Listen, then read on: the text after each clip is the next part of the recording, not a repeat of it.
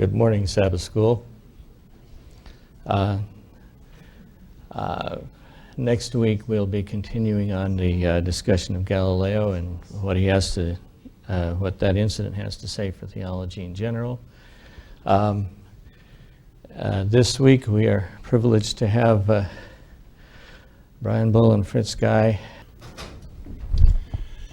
The announced topic is the Hebrew word raqyia, and we will explore this morning aspects of what it means and why it matters what it means. First, where these discussions usually begin with definitions. We picked two of these dictionaries. The first one is a 15-volume work that is probably the source, the unquestioned source for the meaning of Hebrew words and the way in which they're used in Old Testament scriptures. It's called the Theological Dictionary of the Old Testament, and the author's number in the teens or 20s, and all with excellent pedigrees. There, the definition is that raqyia denotes a solid, stable entity situated above the earth, which protects the living world from an influx of the waters of chaos. The noun bears the connotation compact, firm, so that translations such as expanse miss the mark. Now, what you've got here... Let's just note that raqyia is the Hebrew word underlying the translation firmament or expanse or, and Brian will enumerate several of the existing translations, some of which strike us as almost whimsical, and most of which, however, are very serious. In fact, along the front of the table here, you have a series of translations starting with the Hebrew Bible in Hebrew and the Septuagint in Greek, for those of you that are interested, and working through, I think that's the Tanakh, and the Message Bible, which is a paraphrase. But in order to make clear what the breadth of translation might be, we give you next definitions from the Theological Workbook of the Old Testament, Theological Word Book, sorry. Now, this is an evangelical publication. It comes in only 2 volumes as opposed to the previous one, which comes in 15. Not to suggest that the one that comes in 15 volumes is better than the one that comes in 2, just to point out that there are different definitions available in the dictionary. This is largely a work of the evangelical community. And here we find that firmament, which is, of course, as Fritz has said, that raqyia, which the NASB renders more correctly as expanse, literally an expansion of plates, i.e. broad plates beaten out. Now, we'll come across this broad plates beaten out again. So I brought you a broad plate beaten out. This actually comes from the right section of the world. It was purchased about 90 years ago by my father in the French market in Lebanon. And if you look at it carefully, you can actually see the hammer marks on this. I put a couple of red dots. Now, the broad plates beaten out would not have been beaten out by a ball-peen hammer on an anvil. They would have been beaten out on a stone with another piece of stone. So I brought you a stone. This is actually a Neolithic stone axe, but it's the sort of thing that presumably would have been used by the ancient artisans to beat out these plates. So, for those of you that are interested, I've underlined God here in red and raqyia in blue. And God said, let there be a raqyia in the midst of the waters. God made the raqyia, waters under the raqyia from the waters above, and it was so. Now, I have cheated a little. Verse 8, it says, and God called the raqyia heaven. So for the next few verses, I count raqyia as one and heaven as another. But even if you don't do that, you still end up with raqyia as the second most frequently mentioned noun. And then at the top, I'm adding them up. In Genesis 1, 9 to 13, God 6, raqyia nothing. Genesis 1, 14 to 15, God 3, raqyia 4. And finally, 16 and 17, God's mentioned 3 times and raqyia 2 times. So, what did they picture when they heard the word raqyia? Well, in the book, God, Sky, and Land, we suggest that we are most comfortable with the Hebrew commentators that say it meant a beaten-out metal dome that protected the creation from the waters of chaos. So I've gotten here I've created a beaten-out copper dome, and it got some stars on the inside of it. And through the miracle of PowerPoint, I'm going to make the dome rotate. And the stars go down behind the trees. Now, I'll have to concede that they probably didn't think of it quite this specifically, because we in the 21st century think of things in scientific terms. We can't do otherwise. We are trained to split things relative to nature into science. John Walton, day 2 has been problematic at a number of different levels. For if the Hebrew term is to be taken in its normal contextual sense, it indicates that God made a solid dome to hold up waters above the earth. Then there's ellipses, and I pick him up again a little bit further down the paragraph. Saying that the Bible was wrong was deemed unacceptable, but the idea of rendering the word in a way that could tolerate modern scientific thinking could not be considered preferable in that it manipulated the text to say something that it had never said. We cannot think that we can interpret the word expanse/firmament as simply the sky or the atmosphere if that is not what the author meant by it when he used it, and not what the audience would have understood by the word. We cannot force Genesis to speak to some later science. Then he goes on, we may find escape from the problem, however, but if we go down that pathway, we will never finish today. So let me show you a couple of illustrations, and then I'm through. Randy Yonkers at the seminary is very interested in this topic. I've heard him talk about it 3 or 4 times. He's made a selection from the literature of various conceptions of the Hebrew cosmology. Here's the raqyia. There's a dome up here. Here it is again here, raqyia or firmament. That's that there. Then the earth beneath it and Hades underneath that, and then the waters under the earth underneath that. Here's a third illustration. My favorite is this one. Here are the waters above the firmament. Here's the firmament. Here's the land. And then here's the waters under the earth, and or under the land in this case. So I'll close with 2 quotes from God, Sky, and Land, which Paul put his copy up there. What does it mean and why does it matter? Well, there's a section, page, I think it's 107. Is the description of creation in Genesis 1 literal or figurative? As a case in point, let's recall the first material reality that God brought into existence, the raqyia. The early Hebrews pictured the raqyia of Genesis as something like a beaten-out metal plate, something like this, probably, a beaten-out metal plate that separated the waters, protecting the nascent creation of land and sea from the waters of chaos. In the raqyia were set the sun and the moon on the 4th day, and it carried the heavenly bodies, that is, the raqyia carried the sun and the moon with it as it turned. What was literal for the first listeners is figurative for us.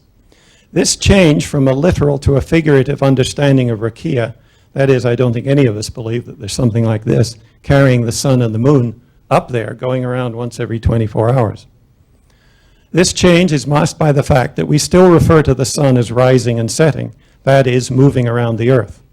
The raqyia itself, however, remains a problem that nothing can mask. The waters above it are a problem. Its windows are a problem. The first material thing that God created, the raqyia, which the first hearers of Genesis understood literally, they really did understand that above their heads was a dome that protected them from the waters of chaos and that carried the heavenly bodies. The first material thing that God created, the raqyia, we today either interpret figuratively or we ignore entirely. Most of us in reading Genesis don't actually see the word. What Brian has described reflects quite accurately the current scholarly consensus.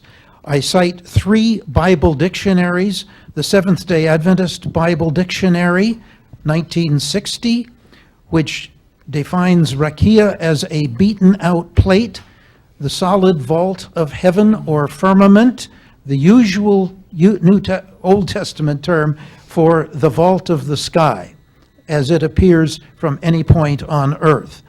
And then it goes on with more. The Harper's Bible Dictionary, 1895, says the term raqyia suggests a thin sheet of beaten metal. The ancient Hebrews imagined the world as flat and round, covered by the great solid dome of the firmament, which was held up by mountain pillars. And the Erdman's Bible Dictionary of 2000 defines raqyia as a thin sheet similar to a piece of beaten metal that stretched from horizon to horizon to form the vault of the sky.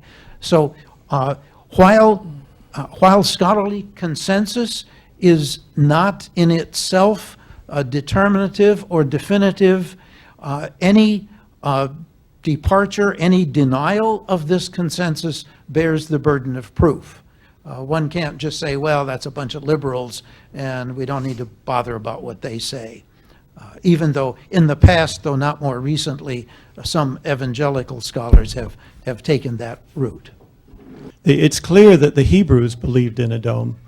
So what appears to have happened here, there certainly is a possibility of translating raqyia as expanse in the sense of a solid expanse, because when you beat a brass ingot into, this was probably started actually as a brass plate.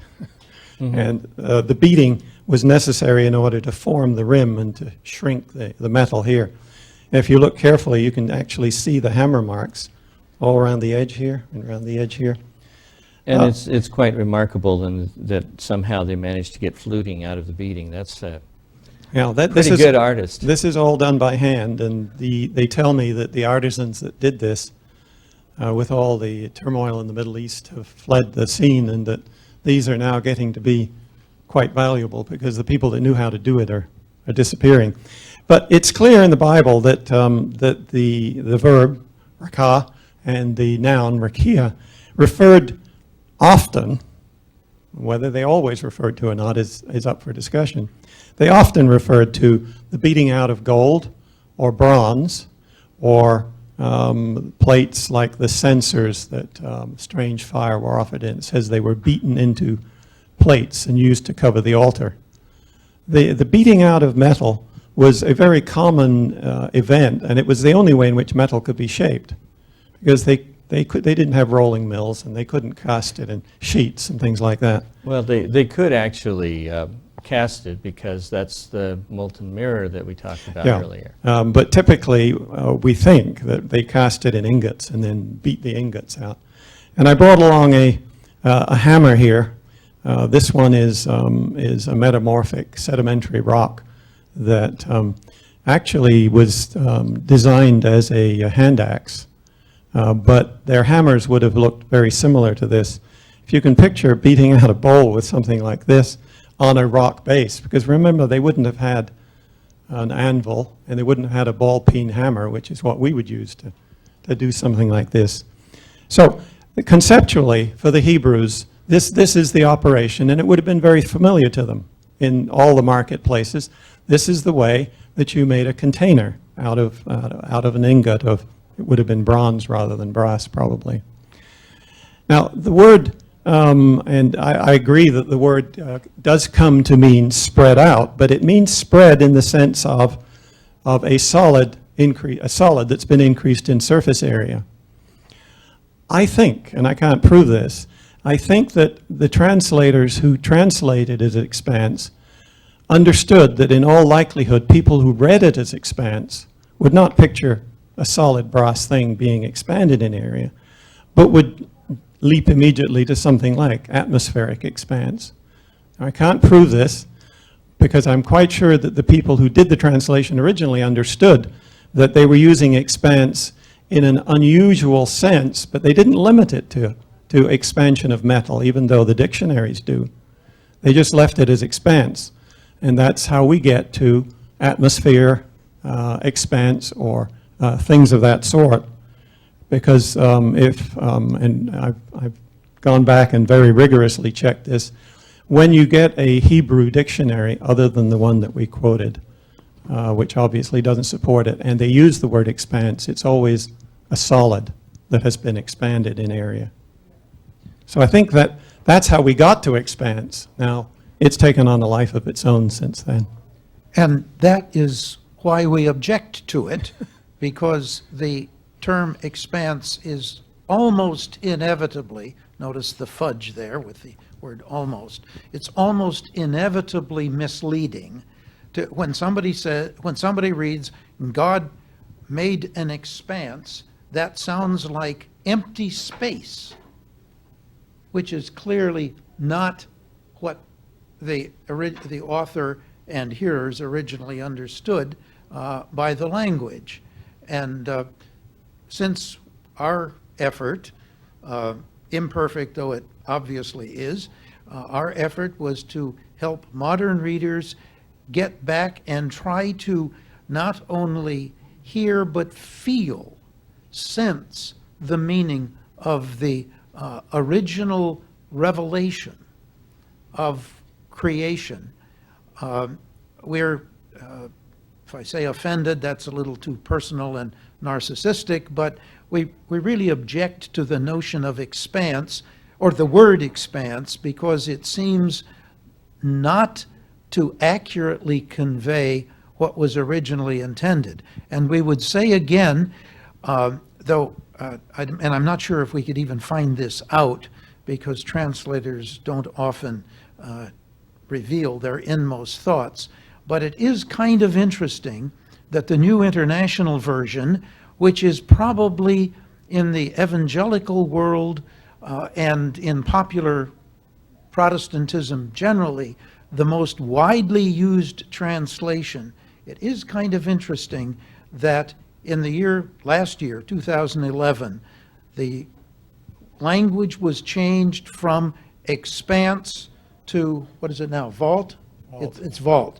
By the way, let us confess that we have not found the right single English word, because though we translated in the original hearer's version, we used vault, but some of our friends have complained that when they read vault, they think bank vault, that doesn't work, or burial vault, that's even worse. Yeah, that doesn't work either. On the other hand, and our other option was dome, which is used in a number of translations, but that sounds like something you're looking at from the outside, not necessarily, but often we think of a dome as something over there that we can see, whereas clearly to us at least, the idea here is looking up at a vaulted